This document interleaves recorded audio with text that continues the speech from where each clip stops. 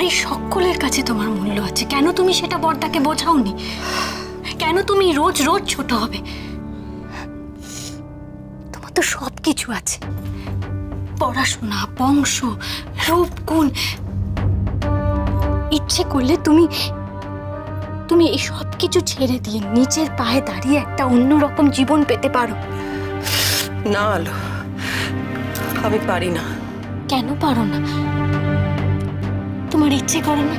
ইচ্ছে করলে সবকিছু ছাড়া যায় না। কেন যায় না? কিসের পিছু টান? কারণ সেই নিচে নেমে যাওয়া নিষ্ঠুর মানুষটা আমার স্বামী আলো।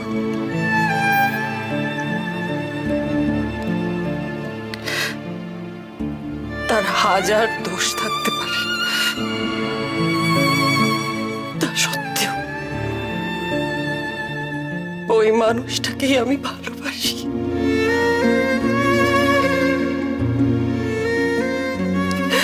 সে বোঝে না, কেউ বোঝে না।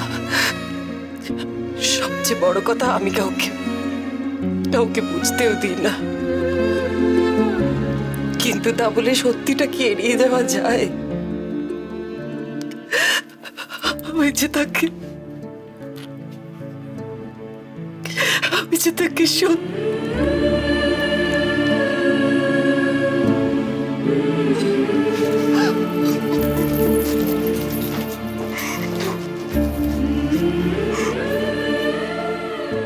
এই লুকিয়ে রাখা সত্যিটাই বোধহয় তোমায় বাঁচিয়ে রেখেছে। একজন মানুষকে প্রাণ দিয়ে ভালোবাসতে তো পারছো, তার জন্য সব কষ্ট সহ্য করছো। আমার তো সেই ভালোবাসাটাই নেই। কার জন্য কষ্ট সহ্য করব আমি? কার জন্য?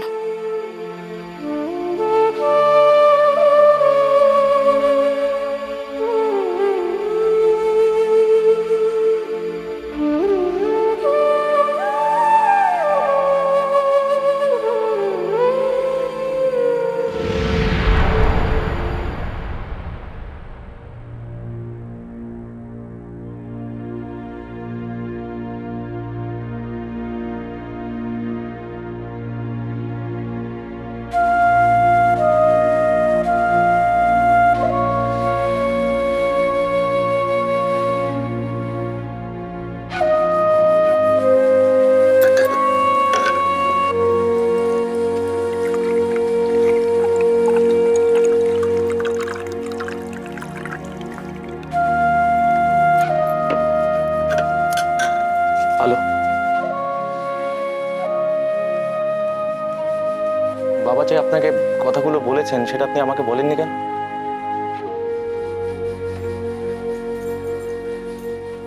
আপনি বাবার কথাগুলো শুনেছেন আর মনের মধ্যে সেগুলোকে নিয়ে ভেবে মিথ্যে মিথ্যে ভয় পেয়েছেন।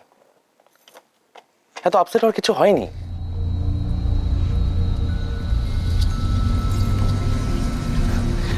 আপনি কি বুঝতে পারছেন আমি কি বলছি? দয়া করে শুনুন আমার কথা প্লিজ। কিচ্ছু হয়নি, টেক ইট ইজি। আপনি কিন্তু খামোখা কথাগুলোকে নিয়ে ভাবছেন। হ্যালো, আমার মা আর বাবা দুজনেই কিন্তু পুরনো দিনের মানুষ। ওনাদের কাছে বিয়ে হয়ে যাওয়া মানে স্বামী স্ত্রীর মধ্যে সেই টিপিক্যাল স্বামী স্ত্রী সম্পর্কই থাকতে হবে, এটাই ওনারা বোঝেন। মানে এর বাইরেও যে অন্যরকম সম্পর্ক হতে পারে সেটা। আমি কি আপনার কাছে কোনো কৈফিয়ত চেয়েছি? না, আপনি চাননি, তবুও। তাহলে নিজেকে এত কষ্ট দিচ্ছেন কেন? আসলে আপনি যে কথাগুলো শুনে আপসেট হয়ে পড়েছিলেন সেটা আমি বুঝতে পেরেছিলাম। এমনকি বাবা যখন আজকে আপনাকে এই কথাগুলোই বলছিলেন তখন যে আপনার খুবই অস্বস্তি হচ্ছিল সেটা আপনার চোখ মুখ দেখেই আমি আন্দাজ করতে পেরেছি।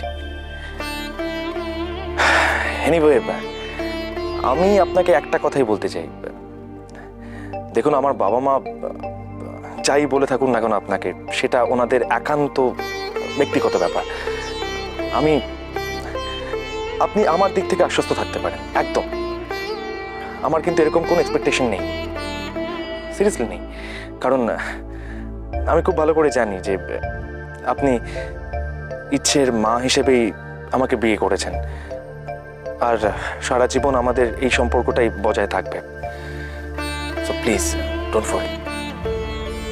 আপনি কি এখনো গম্ভীর হয়ে থাকবেন? না মানে আসলে কি হয় বলুন তো, আপনাকে না ওই গম্ভীর মুখে দেখলে আমার না সব কেমন গুলিয়ে যায়, মানে প্রচন্ড ভয় করতে থাকে।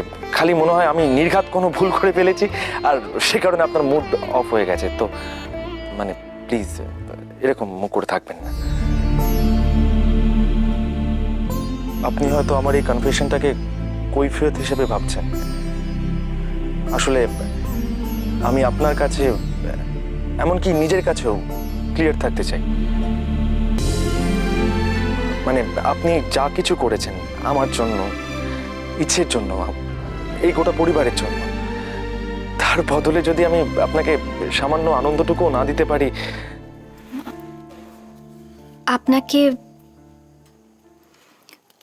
আপনাকে একটা কথা বলবো, আপনি সেটা বিশ্বাস করবেন কিনা জানি না। এর আগে না আমি কোনোদিনও এত আনন্দে ছিলাম না। আমি সত্যি কারুর ওপর রেগে নেয়া, বিশ্বাস করুন কাউকে ভুল বুঝিনি আমি। আসলে এই বাড়ির লোকেরা আমাকে এত ভালোবেসেছেন, আর আমি ওদের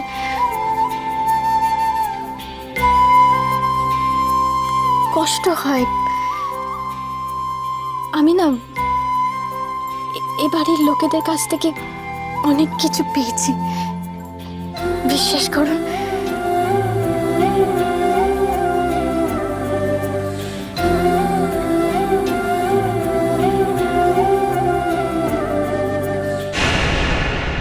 কিন্তু একটা কাজ করো তো, বাবার কাছে এবার কিছু টাকা চাও।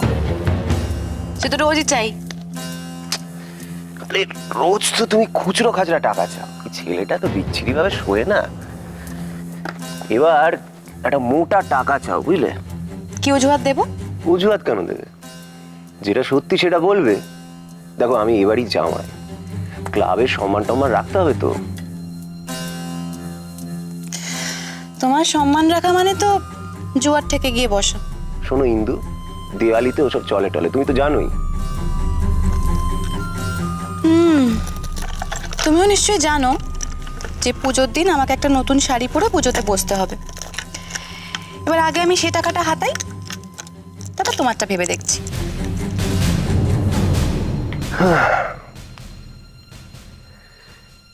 আবার শাড়ি? বারে শাড়ি কিনতে হবে না? বাড়িতে আলোর পজিশনটা হঠাৎ করে ভালো হয়ে গেল, আমার একটা শখ লেগেছে তো, সেই শখ থেকে বেরোতে হবে তো আমার।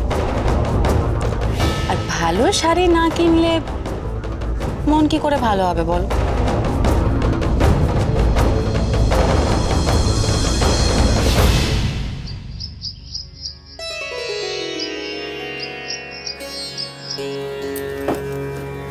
ওমা, জবা ফুলগুলো এখানে রাখি? রাখবি? আচ্ছা রাখ, জায়গা তো আমার পরিষ্কারই আছে। আহা, ফুলগুলো কিন্তু খাসা পেয়েছি মা, একেবারে থোকা থোকা। ওমা, বড় বৌদি কই? বংশী কাকা যে আমাকে একবারে বাড়ি গিয়ে তাড়া দিয়ে এলে, তাড়াতাড়ি চল তাড়াতাড়ি চল, না তো রাজ্যের কাজ পড়ে থাকবে। তো বড় বৌদি এসে বলুক কি কি কাজ করবো। তুমি থামলে তবে তো বলবো। আজ বড় বৌমা নয়, ছোট বৌমা আজ ঠাকুরকে সাজাবে, আর তুই ওর হাতে হাতে সব এগিয়ে দিবি। ও মা, তাই? বংশী, ছোট বৌমাকে একবার ঠাকুর ঘরে আসতে বল। নালো লাগলো চোখ